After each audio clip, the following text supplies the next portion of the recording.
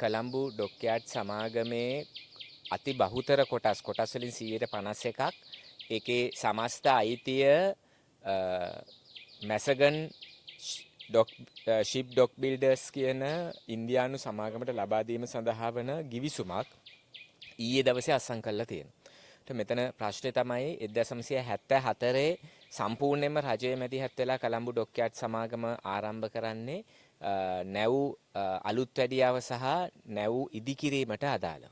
එතකොට මේ සමාගම රාජ්‍ය සමාගමක් විදිහට අධික ලෙස ලාභ ලැබමින් දිගු කාලයක් පැවතිලා විශේෂයෙන් ලෝකේ හොඳම නැව් නිෂ්පාදන සමාගමක් විදිහට නමක් දිනාගෙන 1993 දී මේකේ කොටස් වලින් 151ක් ඔනිමිචි කියන ජපන් සමාගමට වික්කා.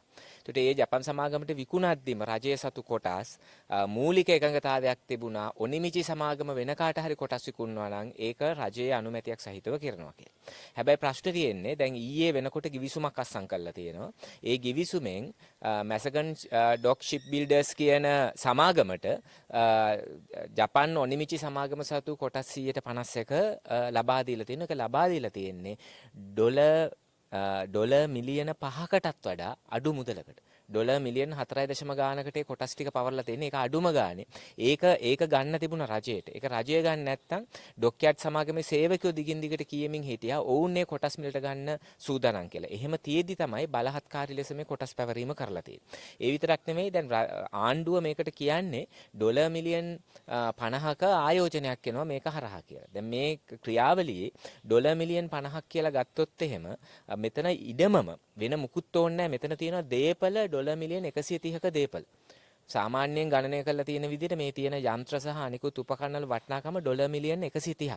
ඒක ඩොලර් මිලියන් 130ක් වටින දීපල තමයි ඩොලර් මිලියන් 50කට දීලා තියෙන්නේ. ඉතින් ඒ විතරක් නෙමෙයි මෙතන තියෙනවා ඊටම වටින ඉඩමක්. වරායේ වටිනම ඉඩම. දැන් කොළඹ වරාය ගත්තොත් එහෙම කොළඹ වරාය ලෝකේ වරාය ශ්‍රේණිගත කිරීම වල 16 වෙනි ස්ථානයේ ඉන්නේ. ඒතර ශ්‍රේණිගත කිරීම වල 16 වෙනි ස්ථානයේ ඉන්න ඊටාම නුදුරේදී 13 වෙනි ස්ථානයට එන්න නියමිතව තියෙන කොළඹ වරායේ තියෙන අක්කර 25ක ඉඩම ඩොලර් මිලියන් 50කට දෙන්නේ. අපි මේක නිකන් හිතුවොත් එහෙම මේක අවුරුදු 5කට ලීස් කිරිල්ලක් කියලා මේ ඉඩම. අවුරුදු 5කට මේ ඉඩම ලීස් කරලා නම් තියෙන ගාණ හදලා බැලුවට පස්සේ පර්ච් එක ඩොලර් 200 ගාණ මාසෙට. මාසික කුලිය පර්ච් එක ඩොලර් 200ට දීලා තියෙන්නේ. එතකොට මේකේ එක පැත්තකින් මේ ගිවිසුම අතිශය අවාසිදායක විදිහට ඩොලර් මිලියන් 5ක් වගේ පොඩි ගාණකට එහෙම කරලා තියෙන්නේ ආණ්ඩුව මහ විශාල ආයෝජනයක් කියන එකත් අඩුම ගානේ ඉඩමේ මේකේ දීපල වටනකම නොසලකා ඉඩමේ වටනකම හිතුවොත් එහෙම පර්ච් එකට ඩොලර් 200ක් වැටෙන්න තමයි ඉඩමේ වටනකම තියෙන්නේ. ඒ විතරක් නෙමෙයි මේ ක්‍රියාවලිය ගිය විදිහේ ලොකු ප්‍රශ්නයක් තියෙනවා. අපි දැනට දන්න විදිහට මේ ගිවිසුම සඳහා අධ්‍යක්ෂක මණ්ඩල අනුමැතියක් අරන්නේ. අධ්‍යක්ෂ මණ්ඩලයට පෙන්නලා විතරයි අධ්‍යක්ෂ මණ්ඩල අනුමැතියක් අරගෙන නැහැ ගිවිසුම සඳහා. ඒ වගේම මෙහෙම ගිවිසුමක් අත්සන් කරනවා කියලා සේවකයන්ට කිව්වේ නැහැ. කලින් දවසේ හවස සේවකයෝ ගෙන්නලා සේවකයන්ට ගිවිසුමක් නිකන් පෙන්නලා තියෙනවා. ඒ ගිවිසුමේ ඩොලර් මිලියන් 30යි කියලා තිබ්බෙත් ආයෝජනේ. ඒතර සේවකයෝ මේකට විරුද්ධ වෙන තත්ත්වයක් ඇතුලේ තමයි ගිවිසුම හොරෙන්ම අත්සන් කරලා තියෙන්නේ. ඒතර දැන් මේ හොර ගිවිසුමක් අත්සන් කරලා තිනවා ඉන්දියානු සමාගමක් එක්ක. ඒ විතරක් නෙමෙයි මේක ඊටාම පැහැදිලි භූදේශපාලන අර්බුදයක් අපිට ඇති කරනවා. මොකද මැසගන් ෂිප් ඩොක් බිල්ඩර්ස් කියන මැසගන් ඩොක් ෂිප් බිල්ඩර්ස් කියන සමාගම ගත්තොත් එහෙම ඒ සමාගම ඉන්දියානු රාජ්‍ය සමාගමක්. ඒක යුද ප්‍රහාරක නෞකා සහ යුද ප්‍රහාරක සබ්මැරින නිෂ්පාදනය කරන සමාගමක්.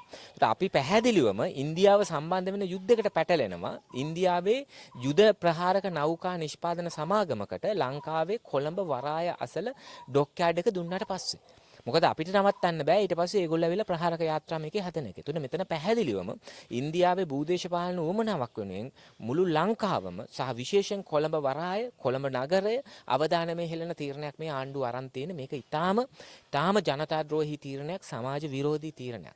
මේක සම්බන්ධ යලි සලකා බැලීමක් කරන්න කියලා අපි ආණ්ඩුවට කියනවා. අපි මේ සම්බන්ධ අධිකරණ ක්‍රියාමාර්ග ගන්න බලාපොරොත්තු වෙනවා මේ ගිවිසුම අවලංගු කිරීම සඳහා. මොකද තව හොර ගිවිසුමක් අත්සන් කරා මෝදි අනුර හොර ගිවිසුම් ගණනාවක් අප්‍රේල් මාසේ 5 වෙනිදා. ඒ අත්සන් කරපු ගිවිසුම් අතර තියෙනවා ආරක්ෂක සහයෝගිතා ගිවිසුමක්. ඒ ආරක්ෂක සහයෝගිතා ගිවිසුමේ 2.8 වගන්තිය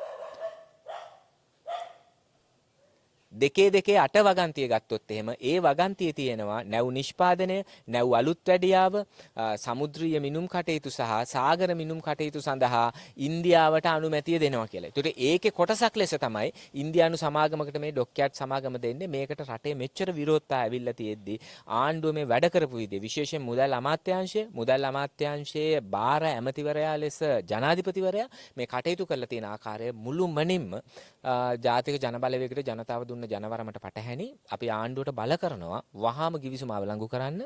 ගිවිසුම අවලංගු කර ගැනීම සඳහා අපි නෛතික ක්‍රියාමාර්ග ගන්නවා. ඒ වගේම අපි ආණ්ඩුවට බල කරනවා ඩොලර් මිලියන් 5කට නම් ඩොලර් මිලියන් 4.0 ගානකට නම් අරන් තියෙන්නේ මේ කොටස් ටික ජපන් සමාගමෙන් ඩොලර් මිලියන් 5ක් දීලා මේ කොටස් ටික ගන්න පුළුවන් රජයට ඉතා පැහැදිලිව මේක කරන්න පුළුවන්. මොකද ඕන තරම් අර කැසිනෝ මැෂින් ගෙන්නලා තියෙන්නේ මේ ටැක්ස් ගහන්න නැතු.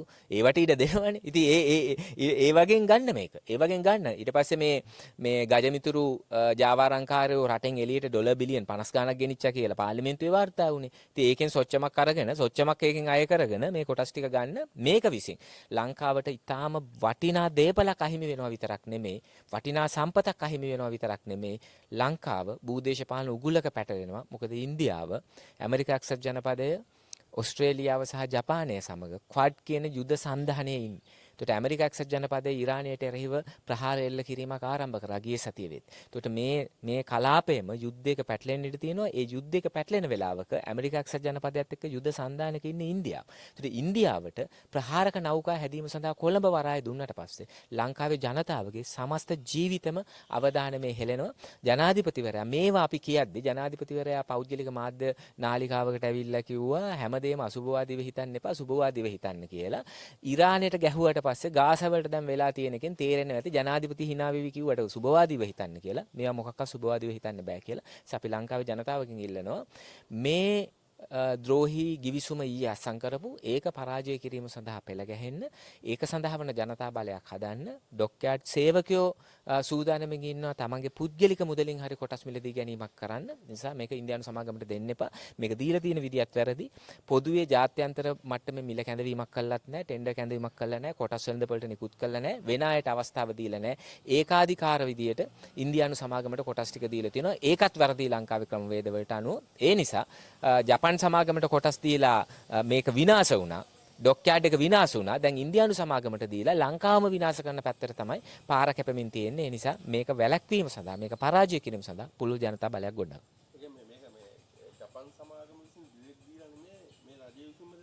නෑ, ජපන් සමාගම තමන්ගේ කොටස් ටික ඉන්දියානු සමාගමට විකුණලා තියෙනවා. හැබැයි ජපන් සමාගම ඉන්දියානු සමාගමට කොටස් විකිණීම කළේ ලංකාවේ රජයේ පූර්ණ අනුග්‍රහය සහිතව. මොකද කොටස් වලින් 149ක් තියෙන්නේ රජයේ සතු.